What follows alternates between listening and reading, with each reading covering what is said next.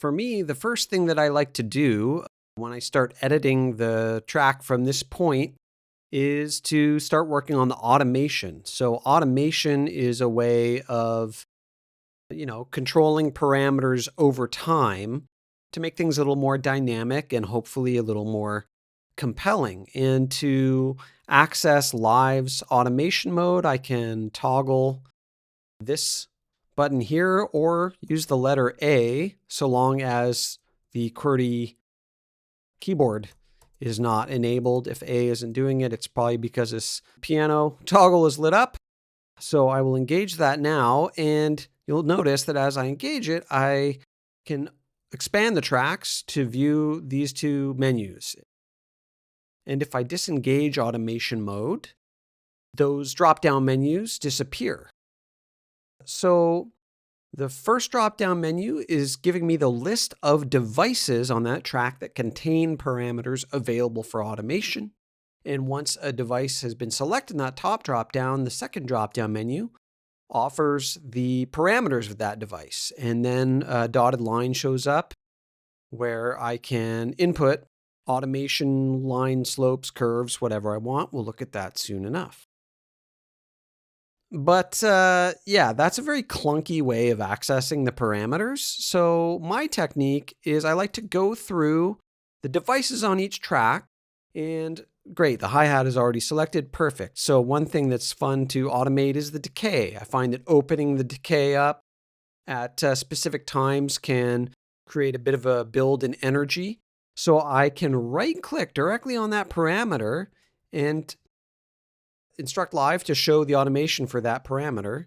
But because I touched it, it's already by default adding it here. So instead, I'm going to add it to a new lane. So all the automation lanes are visible and collapsible with this drop-down menu.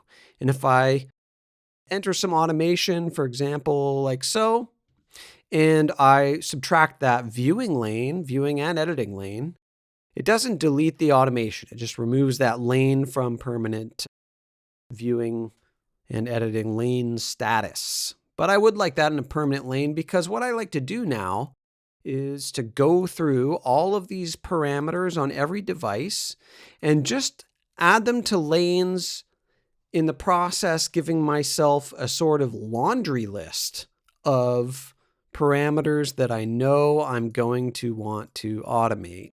And then I'm going to go through and automate them. So this is the first step, is just saying, what do I probably want to automate through here?